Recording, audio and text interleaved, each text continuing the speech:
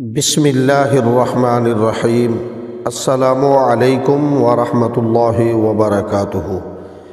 اللہم صلی علی سیدنا و مولانا محمد وعلی آل محمد وعلی اصحاب محمد وبارک وسلم۔ محترم ناظرین، آج ہم ایک عظیم ہستی کا ذکر کرنے والے ہیں۔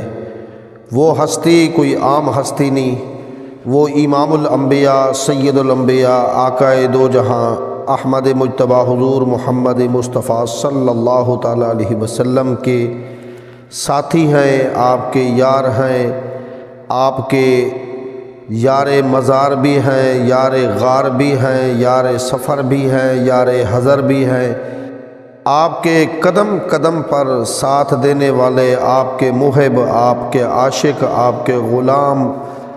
میری مراد خلیفہ اول، خلیفہ بلا فصل حضرت سیدنا ابو بکر صدیق رضی اللہ تعالی عنہ کی پاک ذات کا ہم تذکرہ کریں گے۔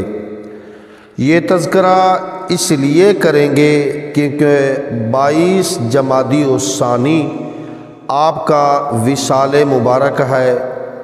ہر سال 22 جمادی الثانی کو عاشقان رسول، عاشقان صحابہ اور عاشقان اہل بیت اطہار رضوان اللہ تعالیٰ علیہم اجمعین و سلام اللہ تعالیٰ علیہم اجمعین، ہر ہستی کا، وہ خلفائے راشدین ہوں، وہ آل بیت اطہار ہوں، وہ ائمہ محدثین ہوں، وہ 12 امام ہوں یا 5 تن پاک ہوں، اہل محبت ان ہستیوں کا ذکر کرتے ہوئے اپنے لیے سعادت اور اعزاز سمجھتے ہیں۔ تو آج کی اس ویڈیو میں ہم حضرت سیدنا ابو بکر صدیق کا ذکر پاک کرتے ہوئے اپنے آپ کو خوش نصیب تصور کرتے ہیں۔ ناظرین محترم، حضرت سیدنا ابو بکر صدیق رضی اللہ تعالی عنہ کا اسم گرامی عبداللہ ہے، کنیت ابو بکر ہے، لقب صدیق ہے، عتیق ہے۔ آپ کے آباء و اجداد کے نام، سلسلہ نسب کچھ اس طرح سے ہیں کہ عبداللہ بن ابی قحافہ، عثمان بن عامر بن عمر بن کعب بن سعد بن تیم بن مرہ بن کعب بن لوئی بن غالب القرشی التیمی۔ ناظرین محترم، آپ کی والدہ ماجدہ کا نام ام الخیر سلمہ بنت سنحر بن عامر بن عمر بن کعب ہے۔ آپ کا نسب باپ اور ماں کی طرف سے کہ آپس میں چچا زاد بہن بھائی تھے، یعنی حضرت ابو بکر کی والدہ اور والد آپس میں چچا زاد بہن بھائی تھے۔ مرہ تک 7ویں پشت میں حضور سرور کائنات صلی اللہ تعالیٰ علیہ وسلم سے ان کا شجرہ نسب مل جاتا ہے، یعنی 7ویں پشت میں جا کر حضور کا خاندان اور حضرت ابو بکر صدیق کا خاندان ایک ہو جاتا ہے، جو حضور صلی اللہ تعالیٰ علیہ وسلم کے جد امجد تھے اور سیدنا صدیق اکبر رضی اللہ تعالیٰ عنہ کے چھٹے دادا تھے۔ اسی طرح آپ کا سلسلہ نسب سید عالم صلی اللہ تعالیٰ علیہ وسلم سے مل جاتا ہے۔ سامعین محترم، حضرت سیدنا ابو بکر صدیق رضی اللہ تعالیٰ عنہ کی ولادت، آپ کی پیدائش کا واقعہ فیل کے 2 سال 4 مہینے بعد مکہ مکرمہ میں ہوا۔ واقعہ فیل کے بعد حضرت ابو بکر کی ولادت 2 سال 4 مہینے بعد مکہ مکرمہ میں ہوئی، اور یہی صحیح اور یہی مشہور روایت ہے۔ باقی ایک روایت کچھ لوگ بیان کرتے ہیں کہ حضرت ابو بکر صدیق رضی اللہ تعالی عنہ سے پوچھا گیا کہ حضور صلی اللہ تعالی علیہ وسلم بڑے ہیں یا آپ بڑے ہیں؟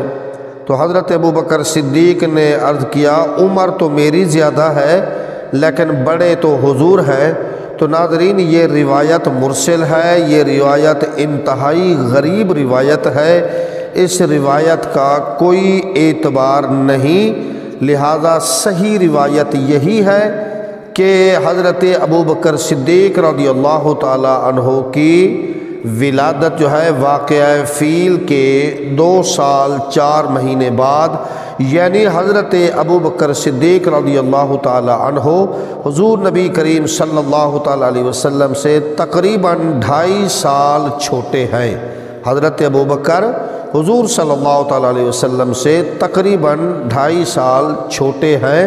حضور صلی اللہ تعالی علیہ وسلم عمر میں حضرت ابوبکر سے بڑے ہیں۔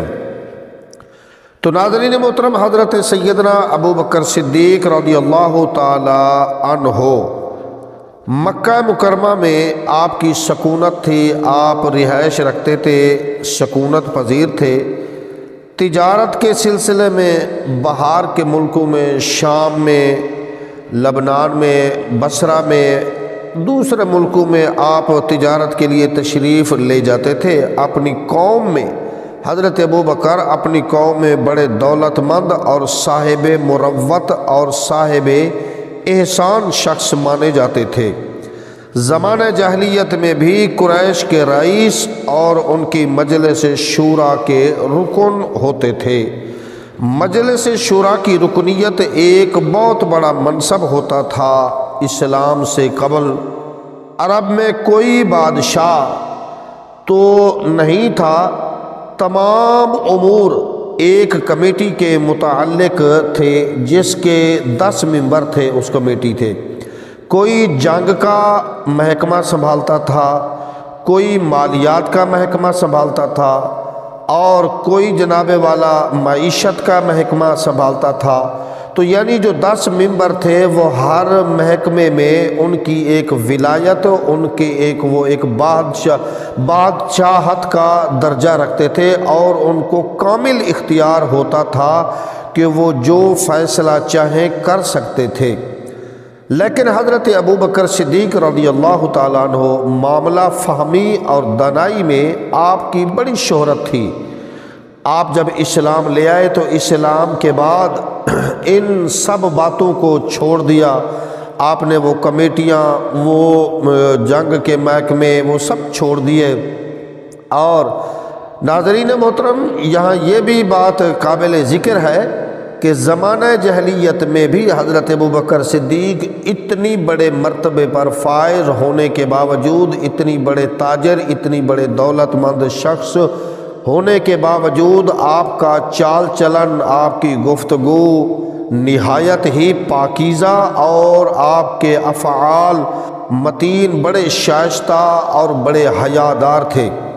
امام ابن عساکر نے نقل کیا ہے کہ صحابہ کرام رضوان اللہ تعالی علیہم اجمعین کے مجمع میں حضرت ابوبکر صدیق رضی اللہ تعالی عنہ سے پوچھا گیا کہ کیا آپ نے زمانہ جاہلیت میں کبھی شراب پی تھی؟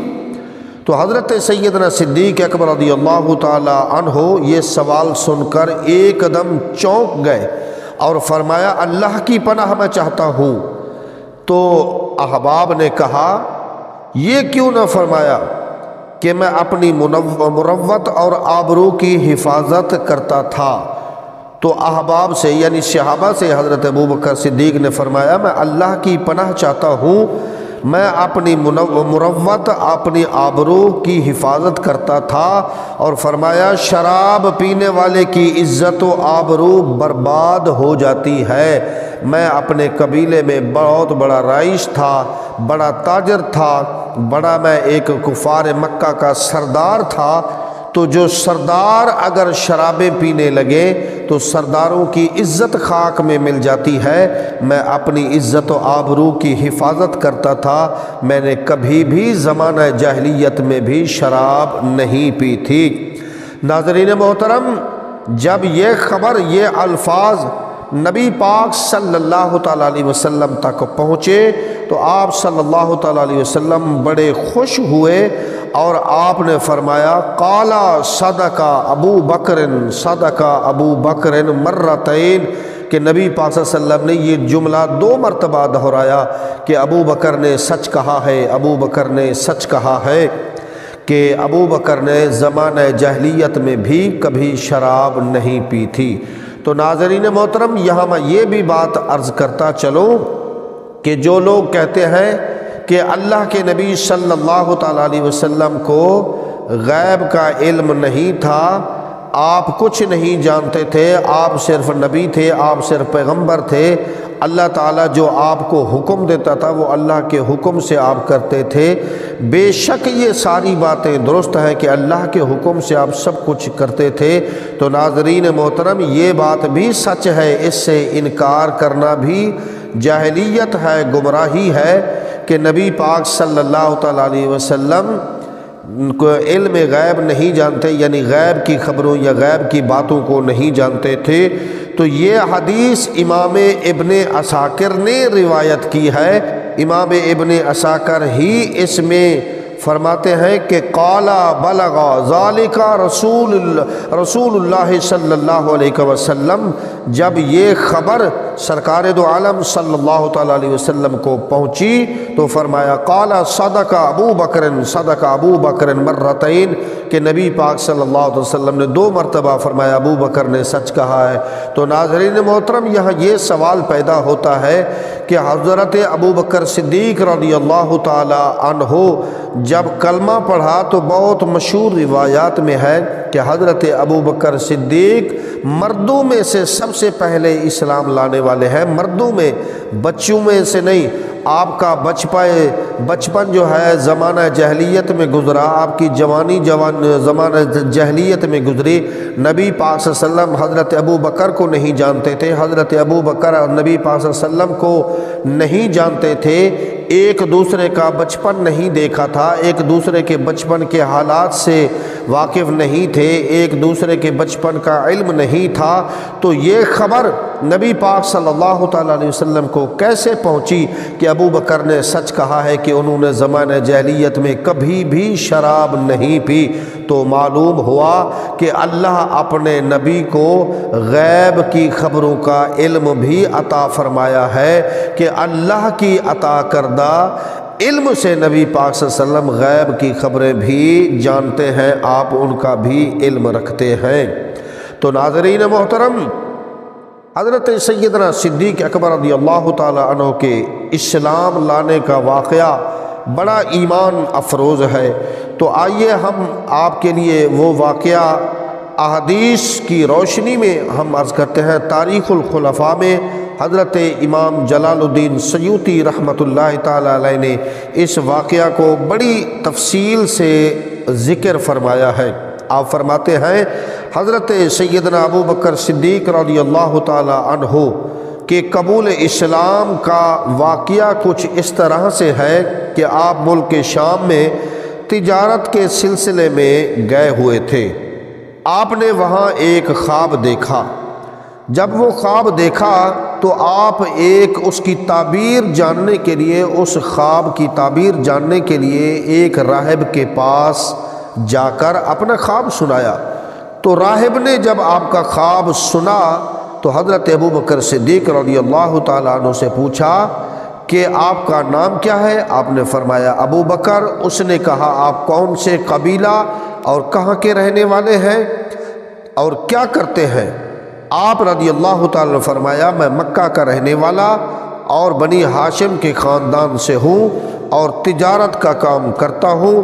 تو راہب نے جب یہ سنا تو کہنے لگا کہ اے ابو بکر سن لیجئے کہ مکہ اور قبیلہ بنی ہاشم سے نبی آخر الزمان محمد مصطفیٰ صلی اللہ تعالیٰ علیہ وسلم کا ظہور ہوگا۔ اے ابو بکر تم اس کے دین میں داخل ہو جاؤ گے اور ان کے پہلے وزیر بنو گے اور ان کے وصال کے بعد خلیفہ اول بھی تم ہی بنو گے۔ تو ناظرین محترم، ان لوگوں کو اس روایات کو سننا چاہیے جس کو حضرت امام جلال الدین سیوطی نے تاریخ خلفاء میں نقل کیا ہے۔ تو وہ حضرت ابو بکر کے خلیفہ اول بننے کی ایک راہب بھی گواہی دے رہا ہے، جو تورات کا علم جانتا تھا، جو زبور کا علم جانتا تھا اور صحیفوں کا علم رکھتا تھا۔ تو وہ راہب جو نبی پاک صلی اللہ علیہ وسلم کی ابھی شریعت آئی نہیں، ابھی قرآن نازل ہوا نہیں، آپ کہتے کہ قرآن پڑھ کے اس نے بتایا، تو قرآن تو اس وقت تک نازل نہیں ہوا تھا۔ تو حضرت ابوبکر کے خلیفہ اول ہونے کے اللہ تعالیٰ نے تورات میں، زبور میں، انجیل میں، صحیفوں میں بھی اللہ نے ذکر فرمایا۔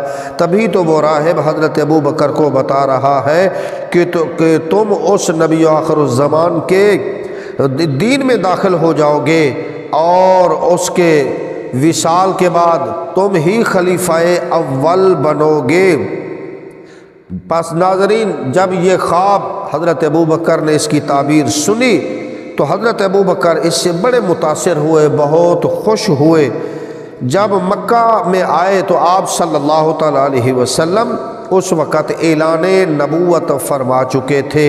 حضرت ابوبکر صدیق رضی اللہ تعالیٰ عنہ کو جب اس کی خبر ہوئی تو آپ نبی پاک صلی اللہ تعالیٰ علیہ وسلم کے در اقدس پر حاضر ہوئے اور عرض کیا کہ اے محمد صلی اللہ تعالیٰ علیہ وسلم،